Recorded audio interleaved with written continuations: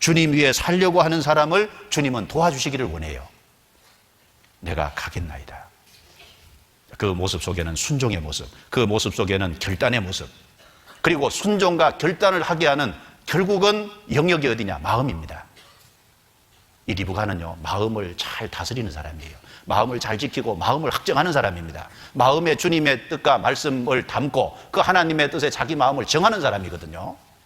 성경에 잠언 4장 24절에 무슨 말씀이 있습니까? 너는 지킬 만한 것보다 내 마음을 지키라 그랬어요. 잠언 23장 26절에는 뭐라고 말씀하셨습니까? 내 아들아, 내 마음을 내게 주며, 하나님은 마음을 달라고 하십니다. 우리 마음은 탐욕으로 연단된 마음이 될 수 있고 방종케 하는 마음이 될 수 있습니다. 그런데 그 마음을 잘 다스려야 돼요. 그 마음에 하나님의 말씀을 담고 하나님의 뜻에 그 마음을 정하셔야 됩니다. 결단해야 돼요. 마음을 정하셔야 됩니다. 시편 57편.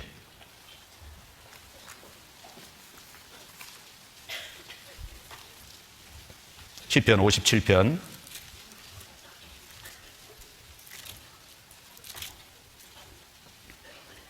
7절 같이 읽겠습니다. 하나님이여, 내 마음이 확정되었고 내 마음이 확정되었사오니 내가 노래하고 내가 찬송하리이다. 8절은 제가 읽습니다. 내 영광아 깰지어다, 비파야 수구마 깰지어다, 내가 새벽을 깨우리로다. 이게 다윗의 시입니다. 그럼 다윗이 언제 기록한 시냐면 다윗이 사울을 피하여 굴에 있던 때에 지은 시예요.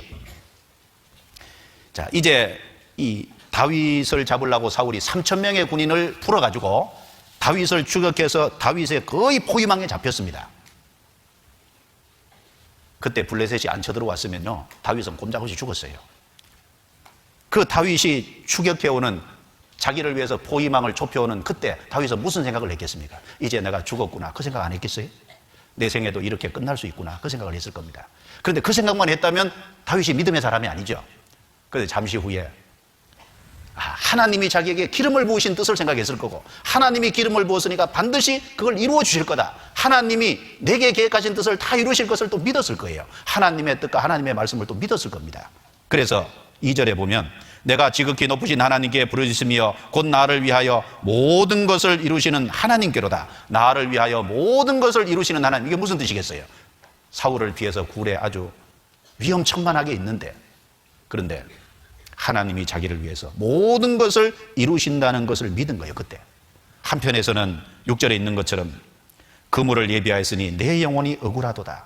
참 억울하게 이렇게 쫓겨다니는 것이 마음에 속상하기도 하고 답답하기도 하고 그런 것이 있었지만, 한편에서는 하나님이 자기를 향한 계획을 떠올리고 그리고 하나님이 이루실 것을 믿었어요. 그럼 이 7절에 내 마음이 확정되었고, 확정되었다는 게 평안한 상황에서 된 거예요? 위기 상황에서 된 거예요?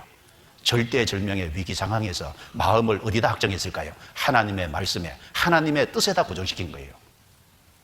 그리고 그 절대절명의 위기 속에서 마음이 정해지니까 찬양이 나오잖아요. 그 위기 상황에서 찬양이 나오고 내가 새벽을 깨우리로다. 단지 새벽 일찍 일어난다는 말도 되겠지만 그것보다도 결국은 다윗을 통해서 역사가 이루어질 것에 대한, 그것에 대한 찬양 아니겠어요? 구원받은 사람이 하나님의 말씀에 마음을 정하면 그 사람은 다른 사람과 다른 마음이 될 겁니다. 민수기 14장에 보면은 갈렙과 여호수아는 다른 사람과 마음이 달랐다고 했어요.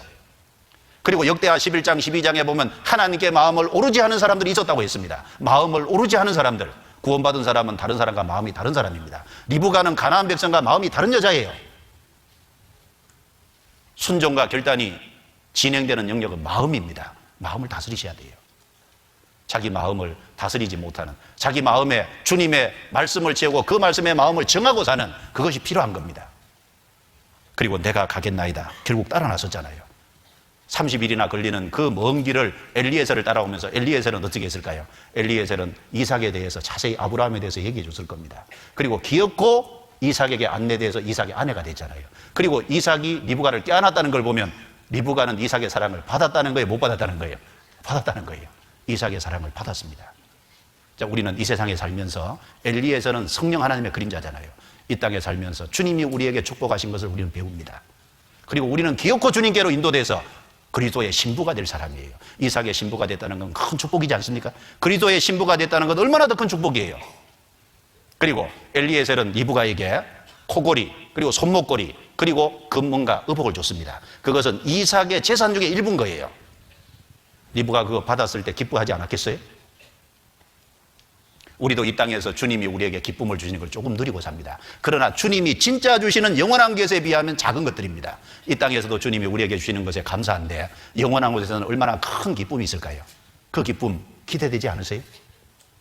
우리가 그런 그리스도이니까 내가 가겠나이다 결단해야 됩니다.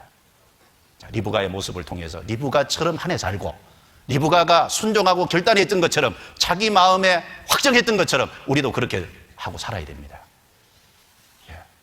이번 주가 끝나기 전에, 내일이 넘어가기 전에 말씀을 어떻게 할지, 기도를 어떻게 할지, 영혼을 어떻게 전도할지, 교회 생활을 어떻게 할지, 한 해 어떻게 살아갈지 마음에 결단해 보세요. 마음에 정해 보세요. 그리고 시작하시기 바랍니다. 그럼 결코 후회하지 않을 겁니다. 하나님이 거기 축복해 주실 겁니다. 기도드리겠습니다.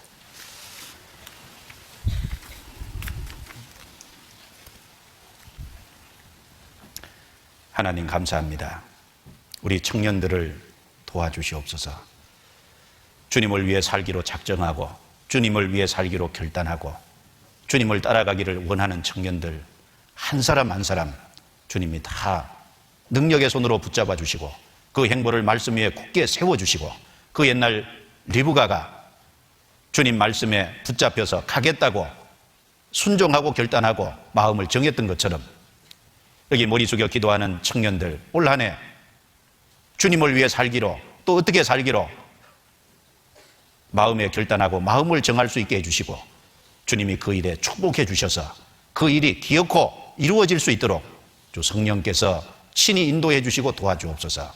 우리 모두를 귀하게 사용해 주셔서 하나님의 영광을 드러내게 해 주옵소서. 올 한 해 우리 주변에 이뤄져 있는 친구들, 가까운 이웃들, 친척들, 가족들 다 주님께로 인도될 수 있도록 또 우리의 가까운 이웃들 국내 전도뿐 아니라 해외 많은 곳에 전도될 수 있도록 또 주님이 우리를 부르실 때 우리가 가감하게 주님 일에 자신을 던질 수 있도록 우리 모두의 걸음을 인도해 주시고 이 모든 것을 통해서 하나님께서만 영광을 받으시옵소서. 주 예수님 이름으로 감사하며 기도드리옵니다. 아멘.